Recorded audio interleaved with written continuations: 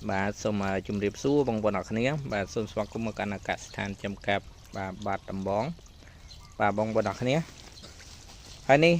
bà cứ chia con cạp bà dưỡng bà đi dừng bà là thực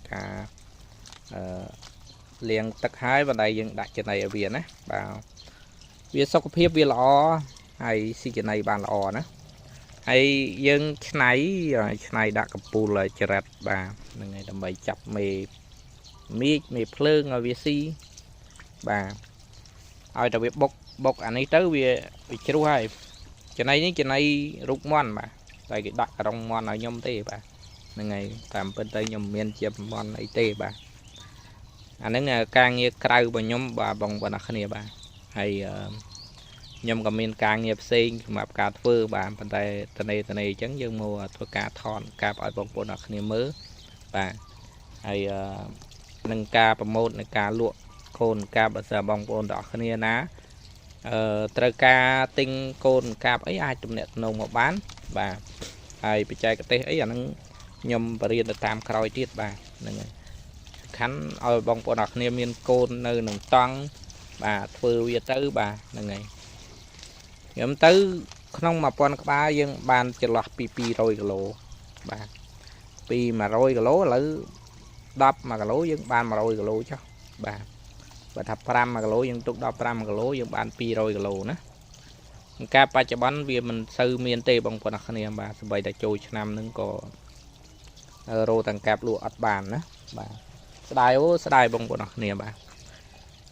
មួយតាក់តងមួយច្រើនបាទពីការសួរចង់ទិញកូនហើយនឹងទិញកាប់សាច់បាទហ្នឹងហើយតែខ្ញុំអត់មានណាបាទប៉ុណ្ណឹងប៉ុនមិនជើងហើយបងប្អូនអរគ្នាបាទហើយតិចទៀត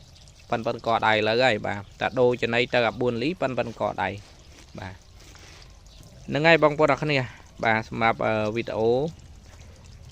យើងមិនធ្វើការថតអីច្រើនទេបងប្អូនអរគ្នាព្រោះ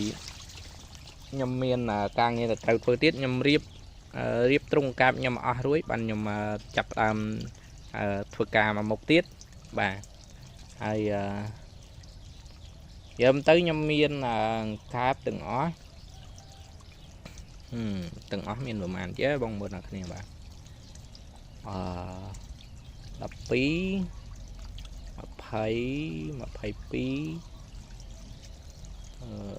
ខ្ញុំមានឥឡូវហ្នឹងខ្ញុំមានដល់ 30 តង់ហើយបងប្អូនអរគ្នាបាទហ្នឹងហើយយើងត្រៀមទុកសម្រាប់លក់បាទលក់កូនផងលក់សាច់ផងបាទហើយអ្នកដែលនៅខេត្តបាទឆ្ងាយអីអាចតាក់ទងមកបានបាទហ្នឹងហើយការដឹងជូនមិនមានបញ្ហាអីទេបងប្អូនអរគ្នាគ្រាន់តែថាយើងដាក់ពីព្រឹកទៅដល់ល្ងាចហើយអត់មានងាប់មានអីទេណាបាទហើយសំខាន់យើងរៀនបច្ចេកទេសបាទសំខាន់បងប្អូនអរគ្នាទិញទៅបងប្អូនអរគ្នាចង់បានបច្ចេកទេសបាទ